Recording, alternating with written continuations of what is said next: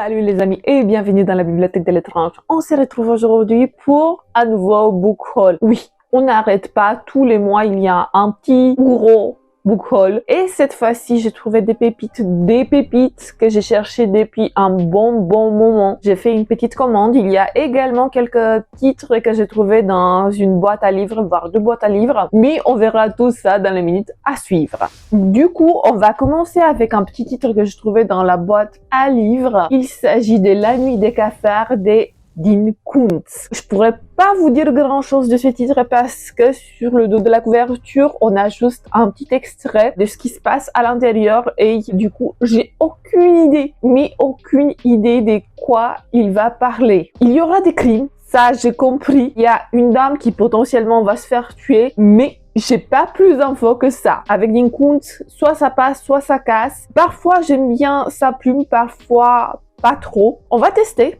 Voilà, on va tester et on verra ce que ça va donner.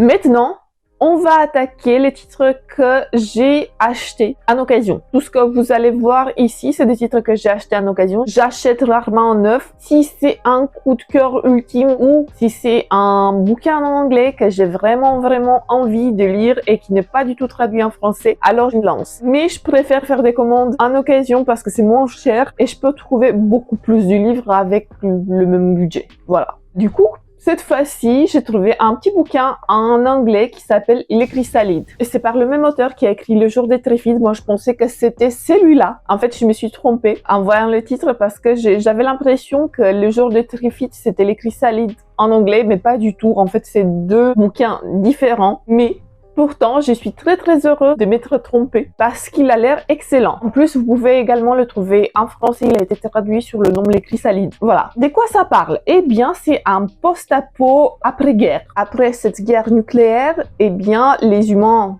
ont continué à vivre, mais ceux qui ont commencé à développer des mutations qui ont été affectées par ces rayons nucléaires, par ces bombardements, eh bien, ils sont rejetés par l'autre population qui se considère comme étant pure. Dans ce contexte-là, il y a notre protagoniste, un père de famille, qui n'approuve pas les agissements de ses voisins. Parce que ses voisins, ils commencent à élever des chevaux qui sont très grands, qui ont muté à cause de cette guerre nucléaire. Et lui, il voit d'un œil très mauvais tout ce qui est différent de la normale. Il n'approuve pas les mutations d'animaux, il n'approuve pas les mutations des humains. Il est un de ces puristes. Cependant, il va devoir faire face à un souci. Son fils commence à se transformer. Il est de plus en plus clair que son fils, il a été affecté par cette guerre nucléaire et son physique ne correspond pas à celui d'un humain normal, entre guillemets. Du coup, il aura un choix à faire. Soit il va quitter la bourgade, soit il va rester et il va devoir faire face au regard des autres. Il a l'air très intéressant, j'ai envie de le découvrir. En plus, il est tout petit. Ça va être une de mes lectures en anglais prochaine, je pense. Ça me donne envie. Voilà. L'horreur des Kill Creek de Scott Thomas. Celui-là, je le cherchais depuis un bon moment. Je pense que ça fait 3 ans que je l'ai mis dans ma liste et enfin, je le sors de là. Oui, parfois ça prend 3 ans, parfois ça prend plus, mais finalement, je le sors de ma wishlist et pourrais le lire dans un futur plus ou moins proche. Dans cette histoire, on est en compagnie d'un animateur de podcast. Il se dit que ça serait une bonne idée de réunir 4 auteurs d'horreur pendant la nuit de Halloween dans un lieu réputé comme étant hanté et les interroger, de les interviewer. Sauf que la baraque, elle est vraiment hantée. Notre animateur, il n'était pas au courant, il savait pas que les choses allaient tourner très mal. Et pourtant, la nuit venue, l'horreur est palpable. Nos 4 écrivains vont devoir faire face à des pouvoirs surnaturels et ils vont devoir agir en conséquence afin de pouvoir rester en vie. Ça a l'air un peu d'être un sort de slasher d'Halloween. Ça a l'air cool. J'avais vu à l'époque des bons avis là-dessus et finalement j'ai pu le trouver. Il n'était pas très cher. Je me suis empressée de le mettre dans mon panier et enfin il est là à la maison. J'ai trop envie de le découvrir. parce que je vois cette autrice sur Instagram depuis un bon moment. Vous me l'avez déjà recommandé avec d'autres titres, avec Visqueuse. Je me suis procuré un autre roman de Morgane Kosaru, Rouge Toxique. C'est un roman de vampire. Et j'ai l'impression que c'est une sorte de parodie des Twilight parce que l'action va se passer au lycée. Dans ce récit, on va suivre Farouk. Farouk est un vampire. Pour subsister, il doit boire le sang des humains. Il vit caché dans le côté sombre de San Francisco. Mais à un moment donné, quelqu'un vient le chercher. Il le mandate d'une mission. Il doit suivre Barbie, une lycéenne au lycée. Du coup, notre Farouk, il se dit, pourquoi pas, ça va pimenter un peu les choses. Il va intégrer ce bahut et il va suivre Barbie tout le temps, qui va être le plus toxique. Barbie ou Farouk? Ça a l'air fort intéressant. Pour l'instant, j'ai rien lu de l'autrice. J'ai dans tes veines, dans ma palle. Je vais le sortir à un moment donné, mais j'avoue que celui-là, il me donne encore plus envie de le lire. Ce côté un peu parodie vampirique, je pense que ça a tout pour me plaire. Si vous connaissez le titre, n'hésitez pas à me le dire en commentaire. Qu'est-ce que vous avez pensé de celui-là? Sans spoil, s'il vous plaît. Mais Rouge Toxique, ça va être dans mes priorités de lecture. Celui-là, je m'attendais pas du tout de le trouver. C'était par hasard parce que j'étais un week-end à la mer et quand je vais dans d'autres villes pour me balader, je cherche les boîtes à livres de la ville en question, à force de regarder un peu, et j'ai trouvé le testament de Margaret Atwood. Je m'attendais pas du tout. Franchement, je m'attendais pas du tout et quand je l'ai vu, je me suis empressée de le prendre de cette boîte à livres. Je dis, toi, t'es à moi et tu viendras à la maison pour que je te lise. Ce bouquin, c'est la suite de La Servante écarlate. Il se passe dans le même monde dystopique 15 années plus tard. Et il est raconté du point de vue de 3 femmes. Une femme qui vient dehors de Galade, une femme qui vit au Canada où tout est normal, tout est resté normal, mais qui a accès aux informations, qui voit comment le pouvoir en place commet des crimes abjects. Également, on voit le témoignage d'une fille de commandant qui a une place privilégiée au sein de cette société, mais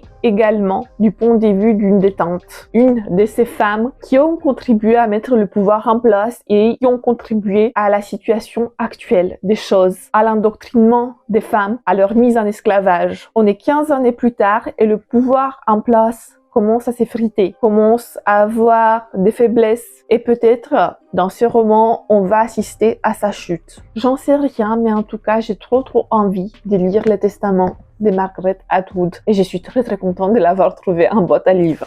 On va continuer avec une autre trouvaille en boîte à livres, Lolita de Vladimir Nabokov. C'est un autre titre que j'ai trouvé par hasard. Il est en anglais, mais ça me dérange pas. J'étais trop content de l'avoir trouvé. Ça va être un sujet délicat parce qu'on va parler de la pédo concernant une mineure. Il y a cet homme, Hubert, qui est un poète, mais aussi un pervers. Il a une idée fixe. Il veut que Lolita soit à lui, du point de vue charnel, du point de vue spirituel. Il veut la posséder littéralement, mais aussi de manière métaphysique, métaphorique. Il va tout mettre en place pour subjuguer cette petite fille et les conséquences seront là. Je ne sais pas plus sur ce récit, je sais que c'est un récit très controversé étant donné le sujet principal, le sujet qui est controversé. J'approuve pas du tout ce type de comportement, mais ça pourrait être intéressant de lire. On verra ce que ça va donner. Soit je vais beaucoup aimer, soit je vais détester et je vais regarder mon plafond 10 000 fois. Je vais m'énerver. On verra. Bon, j'ai fini avec les trouvailles dans la boîte à livres et on va continuer avec ma commande des livres en occasion. Je me suis procuré Outre Sable de Hugh Howey. C'est l'auteur de Silo, une saga post-apo que j'ai adoré de tout mon cœur. Et j'ai vu ce titre sur la chaîne des Ténébris Somnia. Elle en parlait et je me suis dit, ah oui, toi je te connaissais pas, c'est encore un post-apo écrit différemment, mais je te veux et quand je te trouverai, tu seras à moi, tu seras dans ma bibliothèque. Et c'est chose faite. Dans ce monde, le sable a recouvert la terre depuis des siècles et des siècles. Il y a certains individus, dont Palmer, le protagoniste de cette histoire, qui plonge à l'intérieur de ces sables afin de retrouver des artefacts qui pourront aider l'humanité, qui pourront aider à la survie de l'humanité. Mais vous imaginez bien, ce plongeon dans le sable, il n'est pas sans danger. Parce qu'on peut se retrouver enseveli là à l'intérieur et la combinaison de scaphandres que nos héros vont porter sera leur tombeau. Palmer, c'est un aventurier avant tout. Il souhaite découvrir la cité mythique qui a été habitée par les humains des siècles auparavant. Du coup, il va enfiler sa combinaison, il va plonger encore et encore afin de découvrir cette cité mythique. Il a l'air génial, il a tout pour me plaire, c'est un monde post-apo recouvert de sable, que demander de plus. Le prochain titre s'appelle Born et il est écrit par Jeff Vandermeer. C'est le même auteur qui a écrit Annihilation et je pouvais pas passer à côté.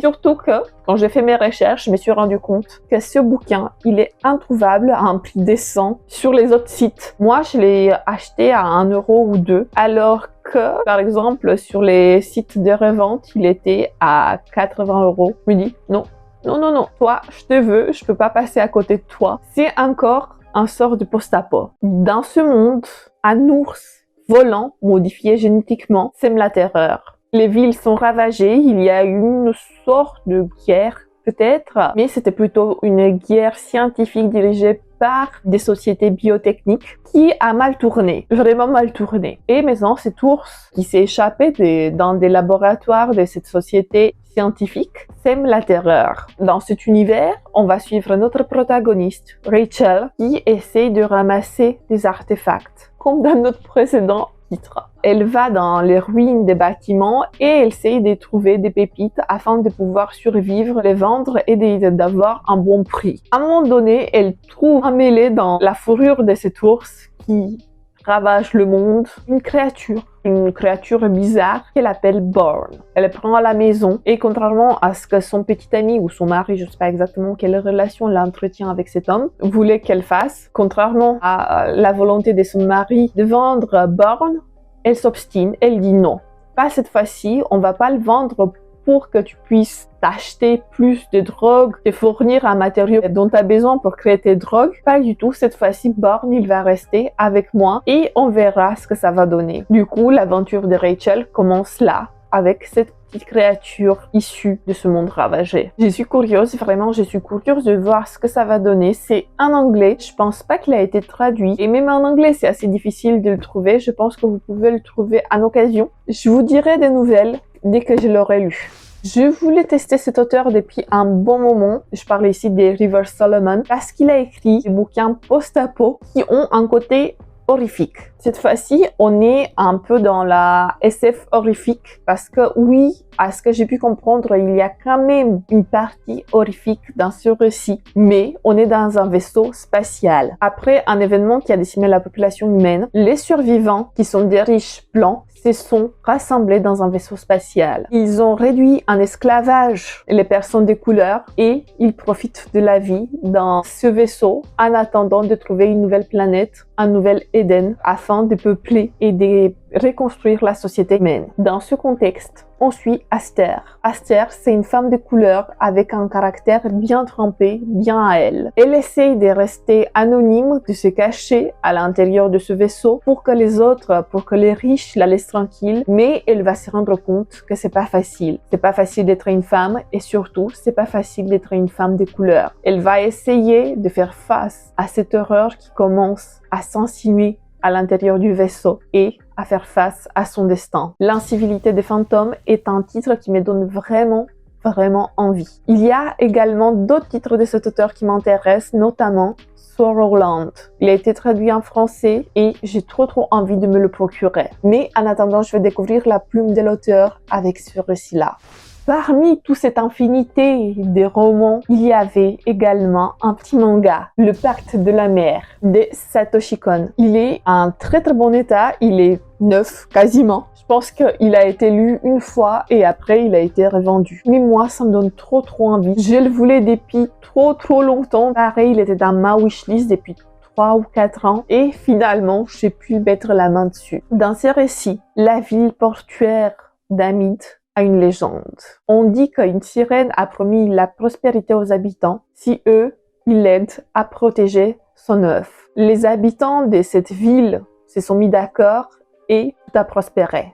Sauf que maintenant, à l'heure actuelle, il y a un projet d'aménagement qui vit le jour. Il y a pas mal de voix qui s'érigent contre parce qu'ils se disent qu'ils vont attirer la colère de la sirène. Yosuke, il sait pas trop où se positionner, mais il a un pressentiment un peu étrange. Si la légende dit vrai, alors la fureur de cette sirène va s'abattre sur eux dans pas longtemps. C'est un récit qui me donne vraiment envie, j'ai hâte de le découvrir. On va passer maintenant quelques poches que j'ai trouvées, des poches horreur, et on va commencer par Fog de James Herbert. Celui-là, je le voulais depuis longtemps, pareil, il était dans ma liste depuis quelques années. Et finalement, j'ai pu mettre la main dessus. L'humanité est sur le point d'être décimée. Tout a commencé par un tremblement de terre, mais les habitants d'Angleterre, ils ont pas fait gaffe à la brume jaunâtre qui commence à s'échapper des profondeurs. Ils étaient plutôt inquiets à cause de ce tremblement de terre et ils ont pas pris en compte leur environnement. Cependant, ça va leur être fatal. Parce que la brume, elle commence à avancer et à décimer la population. John Holman, un des survivants de cette catastrophe, va essayer de sauver l'humanité, va essayer de stopper cette brume d'avancer et d'engloutir tout le reste de la population. Est-ce qu'il va arriver? J'en sais rien, mais j'ai trop envie de découvrir Fog de James Herbert. Je me suis procuré également le dossier Holmes Dracula de Fred Saberhagen. Je pouvais pas passer à côté, c'est un bouquin d'horreur qui met en avant le comte Dracula, mais aussi Sherlock Holmes. Je me suis dit que ce mélange pourrait être très intéressant. On va voir ce que ça va donner. Parce que je connaissais pas du tout cette histoire, je connaissais pas du tout l'auteur. Parfois, ces pocket terreurs sont incroyables et parfois, j'ai eu des mauvaises surprises. J'espère que ça va être une bonne surprise. Bon, je vais vous faire quand même un synopsis. On est à Londres et les maîtres chuchoteurs menacent de relâcher beaucoup de rats qui vont ramener la peste. Sherlock Holmes, il sait pas trop quoi faire, comment se positionner sur cette enquête, mais en même temps, il fait face à un nouveau mystère car il y a un tueur qui vide les victimes de leur sang. Venu à Londres, le comte Dracula se retrouve au milieu de toutes ces affaires. Est-ce que c'est lui le prédateur qui tue en masse? On sait pas, on verra tout ça. Mais bientôt, notre comte et notre détective vont se retrouver. Leur rencontre risque d'être mortelle et explosive. D'un côté, on a un être surnaturel qui a passé les siècles et les siècles en profitant de ses connaissances et de ses savoirs. Et de l'autre côté, on a un détective futé qui est reconnu pour son intelligence. On verra comment la rencontre de ces deux individus va se dérouler. Je suis curieuse. Vraiment, je suis très curieuse. Pareil, c'est une autrice que je voulais découvrir depuis un bon moment. Il s'agit de Alma Katsu et de son roman Le secret de l'immortel. Je suis tombée par hasard sur ce récit et je me suis rendu compte que c'est encore un récit de vampire. J'ai succombé et je suis pas déçue d'avoir pu me le procurer. Dans ce récit, on se retrouve dans une Amérique contemporaine. Luke, il travaille à l'hôpital, mais à un moment donné, il va faire la rencontre d'une femme un peu inhabituelle qui s'appelle Lénore. Lenny pour le plus intime. C'est une femme un peu étrange dont l'histoire a commencé au 19e siècle parce que Lenny, c'est une vampire. Son histoire a débuté dans une communauté puritaine où elle a rencontré l'homme de sa vie. En tout cas, elle le pensait. Elle a traversé les années en quête d'amour et de vengeance. Qu'est-ce que la rencontre d'Eleni avec Luke va donner? J'en sais rien, mais je pense que le destin de Luke va être à tout jamais changé. Une histoire de vampire qui me donne trop envie. J'ai hâte de découvrir ce récit. On va continuer cette fois-ci avec un essai. Anatomie de l'horreur, tome 1 de Stephen King. Dans un book haul précédent, je vous ai présenté déjà Anatomie de l'horreur, tome 2. Cette fois-ci, le maître de l'horreur, il va se concentrer sur l'horreur dans les romans. Il va analyser les ficelles, la genèse de ce genre littéraire que j'adore et que j'affectionne autant. Je pouvais pas passer à côté de ce récit, je pouvais pas passer à côté d'un écrit de Stephen King et je suis très contente de l'avoir trouvé en occasion. J'ai trouvé également un J'ai lu Épouvante Fury de John Coyne. Je vais être sincère, je l'ai pris, mais j'avais aucune idée de quoi ça parlait. Les J'ai lu Épouvante et les Terror Pocket, je le prends dès que j'ai l'occasion. Ça a l'air d'être un récit orienté sur la rage et sur la violence, sur l'impuissance de retenir ses pulsions. Le dos de la couverture n'est pas d'une grande utilité parce qu'on a un extrait du roman qui indique beaucoup de violence, surtout de la violence animale. Je ne sais pas si je suis trop friande de ce type de bouquin. J'aime pas du tout avoir de la violence animale dans un roman. Mais bon, on va faire avec. On verra ce que ça va donner. Si vous connaissez, n'hésitez pas à me donner votre avis, votre opinion. J'ai trouvé également Gideon de Stephen Laws. C'est encore une histoire de vampire, mais une histoire un peu différente. Dans ce récit, on va suivre Gideon, un être surnaturel qui traverse les âges et les siècles. Pour survivre, il doit posséder des femmes, leur faire des enfants et ensuite s'incarner dans leur bébé. À ce que j'ai pu comprendre, il doit posséder cette femme, leur faire des bébés et après changer d'enveloppe corporelle. Dans ce contexte, 3 de ces malheureuses victimes vont essayer de se rebeller et de mettre fin à son existence. Ça a l'air intéressant. On verra ce que ça va donner. Gideon. L'avant-dernier titre de notre sélection, c'est Miso Soup de Ryu Murakami. J'ai rien lu de Ryu Murakami. J'ai Kyoko dans ma palle, mais celui-là, il me donnait envie depuis beaucoup de temps. Je l'ai sur ma wishlist pour vous dire depuis 4 ans environ. Mais j'avais pas eu l'occasion de le trouver à bas prix. Cette fois-ci, c'était le cas.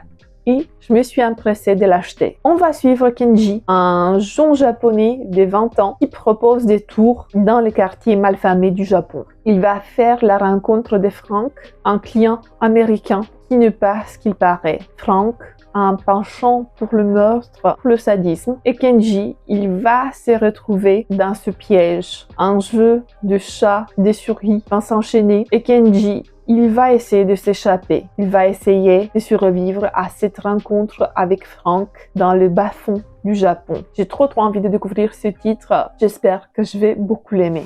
Et on va finir avec le maître Stephen King et son roman Sac d'os. Ce titre, je l'avais lu par le passé. Je l'avais beaucoup aimé, mais je ne l'avais plus dans ma bibliothèque personnelle. Dans ce récit, on va suivre Mike. Mike, c'est un écrivain, mais il n'écrit plus. Il est obsédé par le souvenir d'une femme qui n'est plus là. Il n'arrive plus à se concentrer. Son bonheur, il est parti en fumée, mais il essaye d'avancer. À un moment donné, il va faire la rencontre d'une jeune fillette et de sa mère. Et à ce moment, il pensait que les choses allaient s'améliorer. Mais loin de là, parce que des pouvoirs surnaturels vont entrer en jeu et une sorte de vengeance va être en action. Est-ce que Mike va pouvoir surmonter ce challenge? Est-ce qu'il va pouvoir faire face aux conséquences? On verra bien. J'ai trop envie de le relire. Je me rappelle l'avoir beaucoup aimé à l'époque. Il y avait ce côté surnaturel qui me donnait des frissons et j'ai encore envie de faire cette expérience. En tout cas, Sac d'os de Stephen King, c'est une valeur sûre